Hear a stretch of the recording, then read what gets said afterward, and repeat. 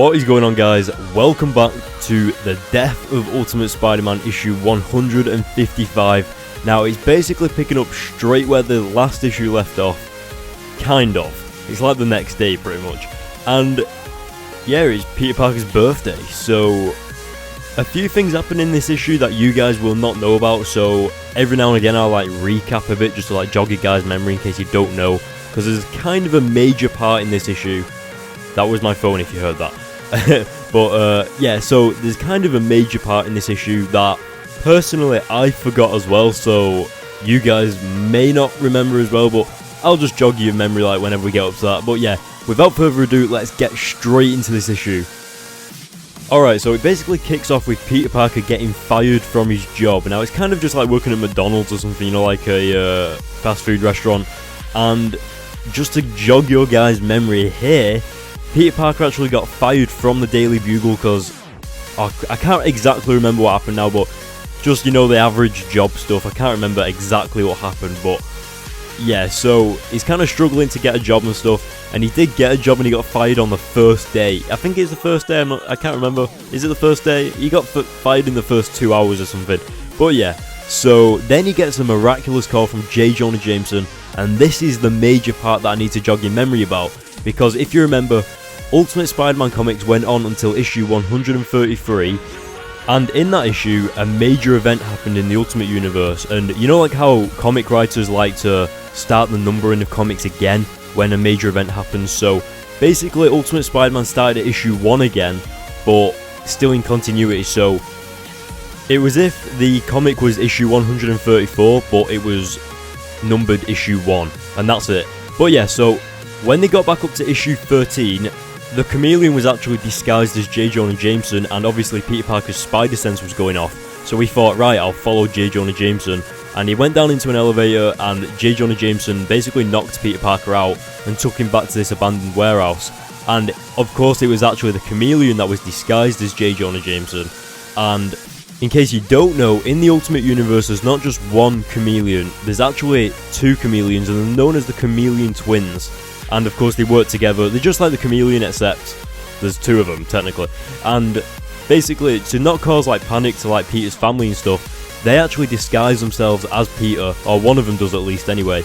And eventually they discover that Peter Parker is Spider-Man, and then they like pretend to be Spider-Man and stuff like that and all that crazy stuff. But whilst all that was happening, the real J. Jonah Jameson and Peter Parker were both locked up in a warehouse somewhere, and J. Jonah Jameson kind of put two and two together and realised that Peter Parker is Spider-Man. So yes, J. Jonah Jameson knows that Peter Parker is Spider-Man in the Ultimate Universe, and this is where J. Jonah Jameson becomes like the coolest guy ever in the Ultimate Universe, because he literally gives Peter Parker his job back, he gives him a raise, and he offers to pay for Peter Parker's college tuition. Like, how awesome is that? Like, now he knows that he's Spider-Man, he lets him just come and go as he pleases. He's going to pay for his college, he's giving him a raise at his job, he's giving him his job back. And it's like he's just like in complete total, he just wants to repay Peter Parker for everything he's done, for like saving everyone and stuff. And he's talking about how he's never met anyone like Peter Parker in his life before. And I completely forgot about this issue, like where J. Jonah Jameson knows that Peter Parker is Spider-Man, so I was just completely shocked when I like reread this issue, and I was like, oh yeah, crap, I completely forgot about that. But yeah, so I hope you guys are as shocked as I was, because I completely forgot. But I think it's so awesome that it's also Peter Parker's birthday, and not only has he lost a job, but he's also gained a job, basically gained a raise, got some college tuition money, and all this stuff all on his birthday. Because remember, it is Peter Parker's birthday as well. Going on to the art of the comic anyway, I did tell you when I did my review for the last issue that they're basically going to bring a different artist on for every issue, because it is the death of Spider-Man, so it's kind of like the last time they will ever draw Ultimate Spider-Man, or that's what they thought at the time anyway. But obviously they made Miles Morales and all that, so it's a bit different now. But yeah, so I kind of like the art for this Spider-Man and all the fighting and stuff like here, but I'm not a fan of it when he's Peter Parker. I liked the art at the part where it was like J. Jonah Jameson and Peter like talking to each other, but everything else I kind of don't like that much. But Spider-Man, I like the way he draws Spider-Man, it's pretty awesome, or she, or whatever, I can't remember.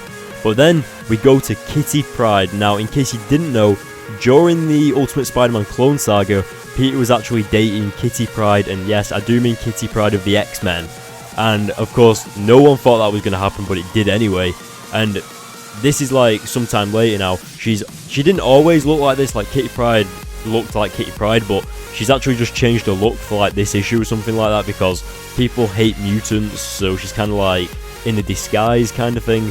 And then when they walk in the house, Peter Parker has a surprise birthday party waiting for him, and I thought that it was like his 17th birthday party, but it's actually his 16th birthday, which is pretty crazy because that means that he dies like a few days after his birthday, which is mad. But obviously Mary Jane is there, and like I said last issue, Peter and MJ still love each other, but they kind of can't be together because Peter's Spider-Man and it puts her in danger. But obviously he's sick to death and tired of everything, so he just wants to like live his life and be like, just be with her anyway, so he straight out just tells her that he loves her. And basically they get back together, so I am saying it now, Peter Parker has had the best birthday ever, like seriously. He's got a girlfriend again, he's got a new job, basically his college tuition is paid for, all of this crazy stuff, it's awesome. But the one sad thing is that Peter and MJ both get together and then he dies. Like, come on man, are you serious? Brian Michael Bendis knows how to write a damn good comic book.